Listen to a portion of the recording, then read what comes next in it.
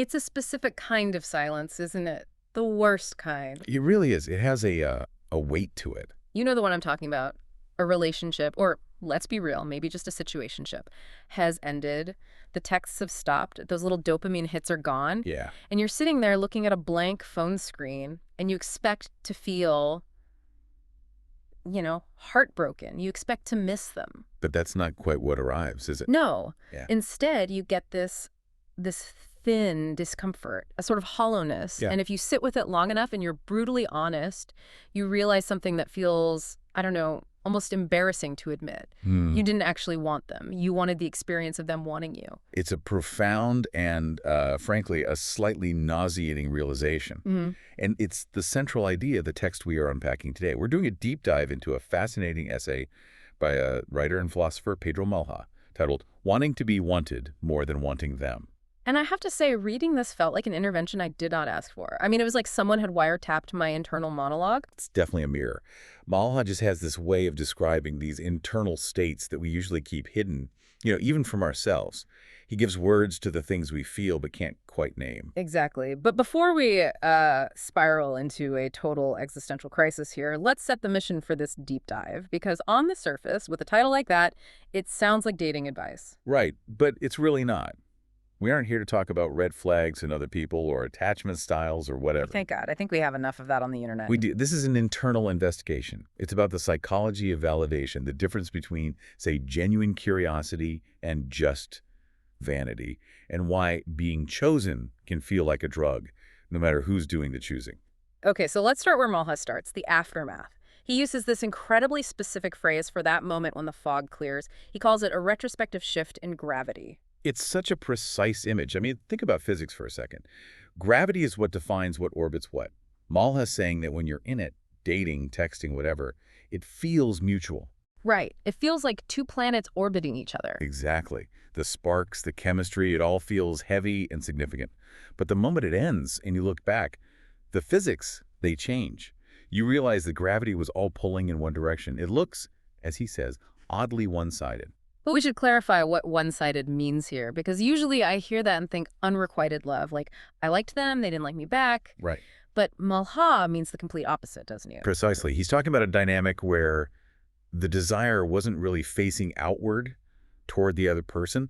It was curving back on itself. The energy wasn't sustained by curiosity about who this other person is. Their history, their fears, their interior life. All of that. It was sustained by how their attention made you feel. So basically, they weren't a destination, they were a mirror. Or a battery charger. Yeah. Malha writes that the interaction made you feel briefly coherent. That phrase just stopped me in my tracks. Briefly coherent. It implies that without their attention, we feel, what? Incoherent. Scattered. That's the uncomfortable premise, right? It suggests that for a lot of us, the self feels a little bit liquid, unstable. And the gaze of the other person, it acts like a frame. It holds you together. It binds all the loose parts of yourself into something that feels solid. For a moment, yeah. And when that gaze is removed, the coherence just dissolves. That's the thin discomfort you mentioned. It's the feeling of returning to that liquid state. So when Malha talks about this tilt, this realization you were using them as a mirror, he's very careful about the moral judgment, because hearing us talk, it sounds so manipulative. It sounds like we're describing a villain. It does, but Malha insists this isn't about an accusation. It's not about exposing a lie or being fake. He says it's simply naming a tilt. And why is that distinction so important? Why isn't it fake? Because if you just label it fake, you miss the mechanism. Malha argues that in the moment, it doesn't feel fake at all. He writes that the language of desire is fluent. Fluent enough to trick the person speaking it. Exactly. And that's where it's so hard to spot. I mean, think about it. Someone is pursuing you. They're asking you questions, looking into your eyes, laughing at your jokes. Attention feels like connection. Interest feels like intimacy.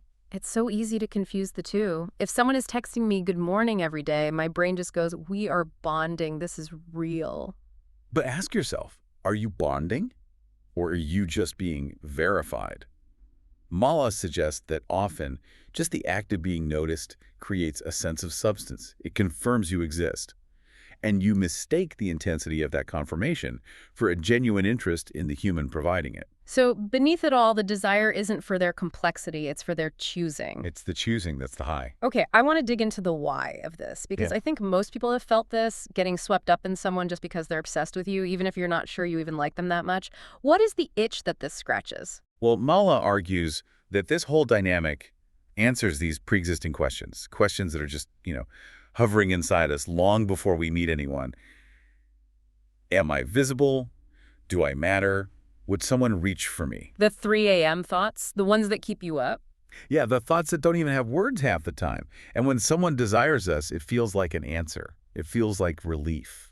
There's a phrase in the essay that I highlighted in like neon yellow. It says, we are borrowing solidity from another person's attention. Borrowing solidity.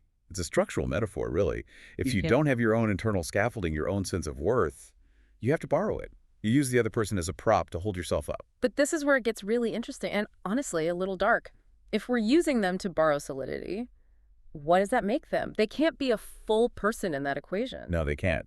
And this is Mala's most cutting insight. He says this turns the other person into a surface rather than a subject. Okay, break that down for me. Surface versus subject. That feels crucial.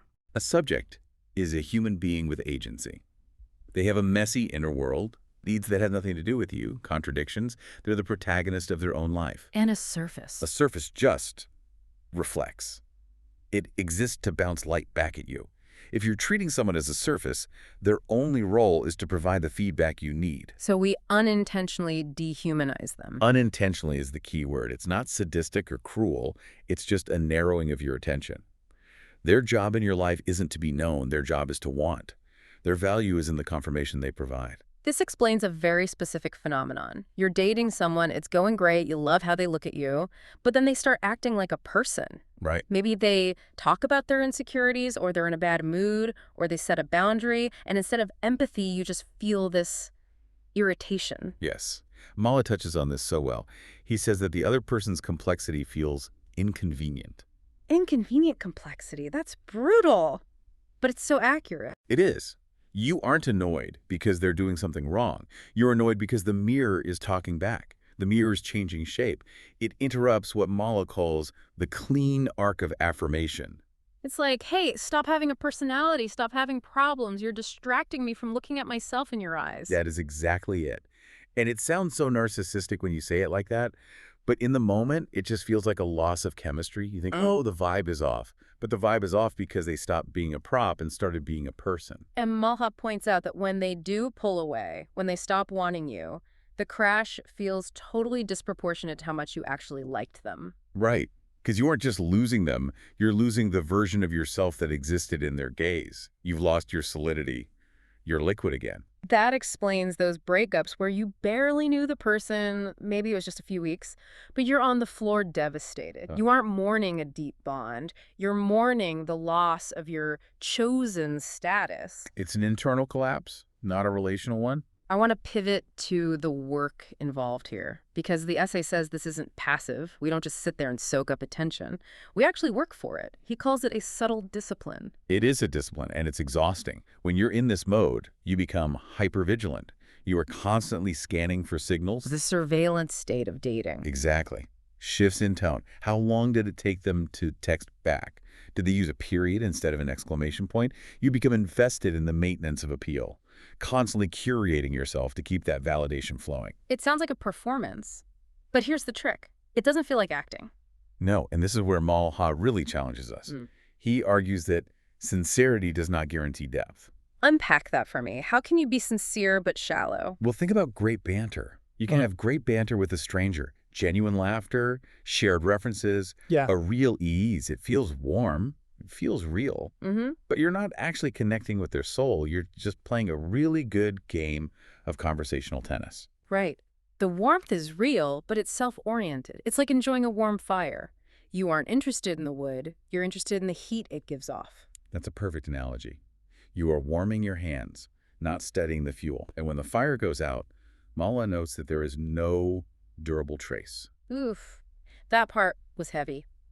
He talks about this specific type of loneliness. Being wanted does not equate to being known. That is the tragedy of it.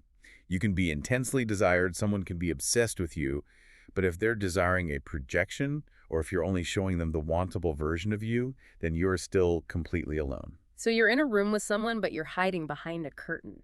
And they're applauding the curtain, and you're back there thinking, wow, they really love me. But deep down, you know they don't know you. You know that if the curtain fell, the applause might stop, and that creates this constant, low-level anxiety. And when it ends, because it wasn't built on mutual discovery, there's nothing left. No shared understanding, just silence. And usually, a panic to find the next person. Mala calls it the quickening search, right? Yes.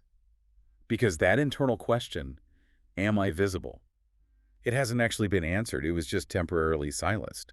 So you have to go find another source of noise. I think it's easy to hear all this and think, wow, I'm a monster, or wow, my ex was a sociopath. But Malha is really, really careful to avoid judging this. He resists any moral framing.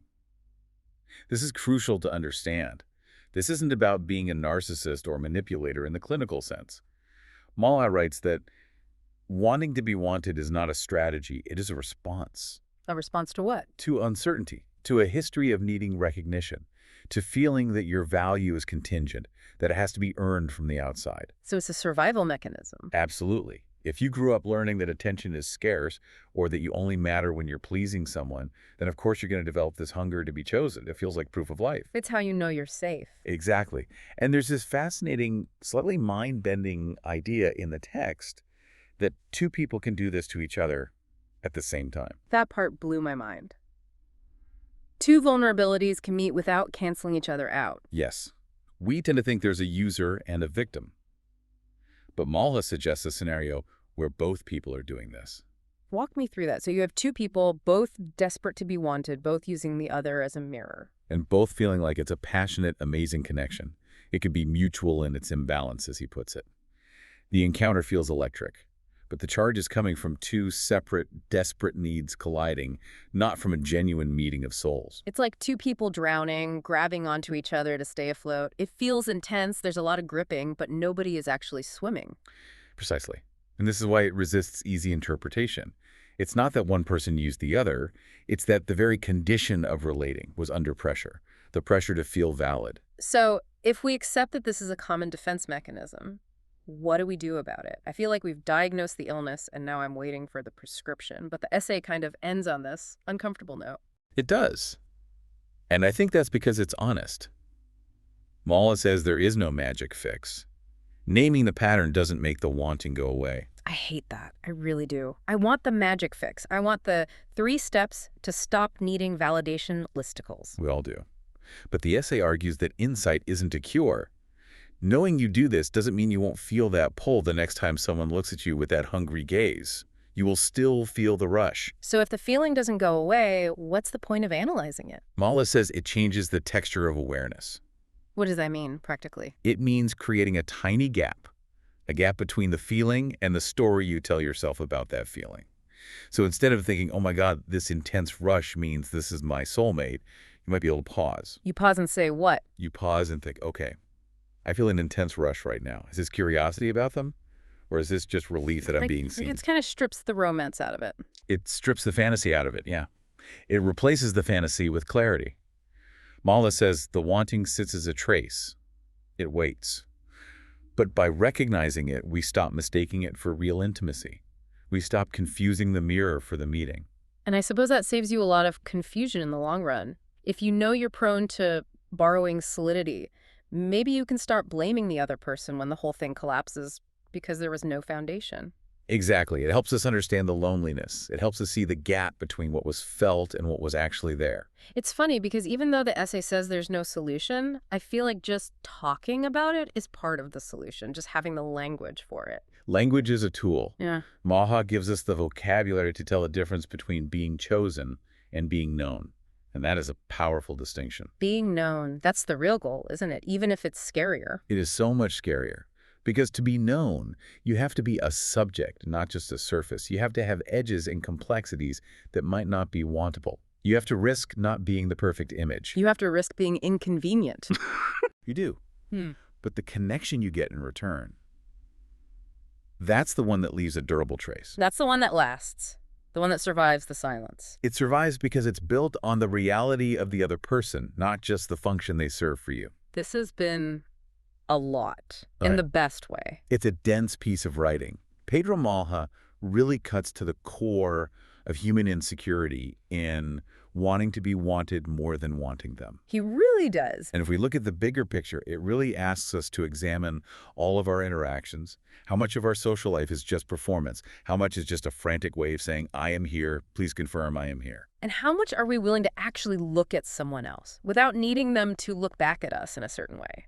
That is the challenge. To move from the geometry of the curved desire, curving back to the self, to the geometry of the line, desire reaching out. So as we wrap this up, I want to leave our listener with a thought. A little homework, maybe. Go for it. Next time you're in a new dynamic, or even just looking at a current relationship, try to strip away the feeling of being chosen.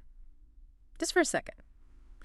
Turn down the volume on that high you get when they text you, and Yes. ask yourself, if they stopped wanting me tomorrow, would I still be curious about who they are? Do I want to know what they think about when they're driving alone? Or was I just addicted to the way they made me feel real? That is the question. And just sit with the discomfort of the answer. Sit with that thin discomfort. It won't kill you. It might just wake you up. Thanks for diving in with us. We'll see you on the next one. Okay.